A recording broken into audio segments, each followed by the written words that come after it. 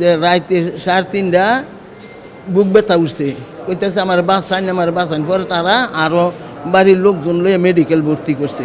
তো ডাক্তার ঘোষণা দিছে 5টা না 6টা। বঙ্গবন্ধু শেখ মুজিবুর রহমানকে হত্যা মামলায় 6 জন এবং অন্তত 60 জনের ফাঁসি কার্যকর করা জল্লাদ শাহজাহান মারা গেছেন। রাজধানীর এই সোহরাওয়ার্দী মেডিকেল হাসপাতালে আজ ভোর 5:30 তিনি মৃত্যুবরণ করেন। আমরা এখন আছি রাজধানী সোহরাওয়ার্দী মেডিকেল হসপিটালে। আমি যদি একটু আপনাকে দেখাই যে এটা নিয়ে কিন্তু সকাল থেকে একটা কানাঘোষা হচ্ছিল। আমরা শুনেছিলাম যে জল্লাদ শাহজাহান মারা গেছেন, তবে সেভাবে কোনো বিশ্বস্ত সূত্র থেকে আমরা জানতে পাইনি।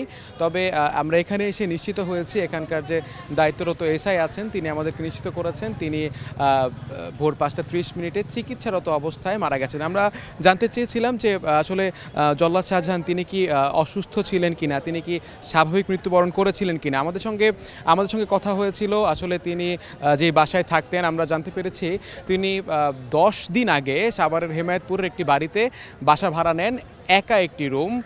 আমরা বেশ কয়েকদিন আগে যে আলোচনায় তিনি ছিলেন যে একটা টিকটকার একটা মেয়েকে বিয়ে করে তার জীবন খারাপ হয়ে গেছে, অবস্থা খারাপ হয়ে গেছে। সামাজিক যোগাযোগ মাধ্যম থেকে শুরু করে বেশ কয়েকটি জায়গায় আমরা তাকে এসব বিষয় আলোচনায় দেখতাম। তিনি ছাড়া পাওয়ার পরে যে বিষয়গুলো ছিল এসব নিয়ে কিন্তু তারপর একটা বিরূপ প্রতিক্রিয়া কিন্তু আমরা নেটিজেনদের কাছ থেকে পেয়েছি। সেই হিসাবে আমরা জানতে চেয়েছিলাম তিনি কি আসলে একা ভাড়া নিয়েছেন কিনা, কারণ আমরা জানি তিনি একা একটা মানুষ।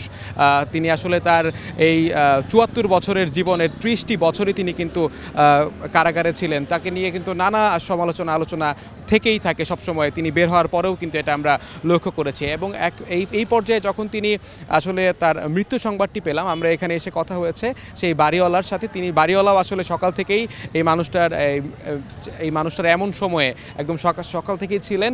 তিনি নিজেই সোহরাওয়ার্দীতে ভর্তি করানোর পরে তার যে বাড়ি আছে নরসিংদীতে, সেই নরসিংদীর বাড়িতে তার একটি মাত্র বোন, 3 বোনের মধ্যে একজনই জীবিত আছেন। তারা 3 বোন 1 ভাই ছিলেন। একমাত্র যে বোন আছেন সেই বোনের কাছে খবর পৌঁছালে শুধুমাত্র তার সেই বোনটি এখানে আসে। আমাদের সঙ্গে সেই বোনেরও কথা হয়েছে।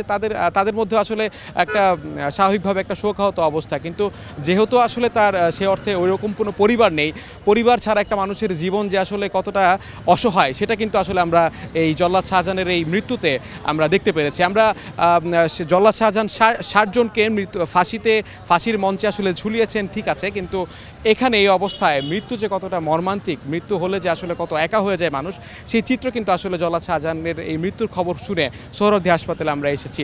আমরা হয়তোবা যেটা জানতে পেরেছি কিছুক্ষণ পরে হয়তোবা তার লাশ ছেড়ে দেওয়া হবে। বেশ কিছু প্রক্রিয়া চলছে, পরবর্তীতে হয়তোবা আমরা বাকি তথ্য আপনাদেরকে জানাতে পারবো। এই ছিল আমার কাছে সোহরাওয়ার্দী হাসপাতাল থেকে সবশেষ।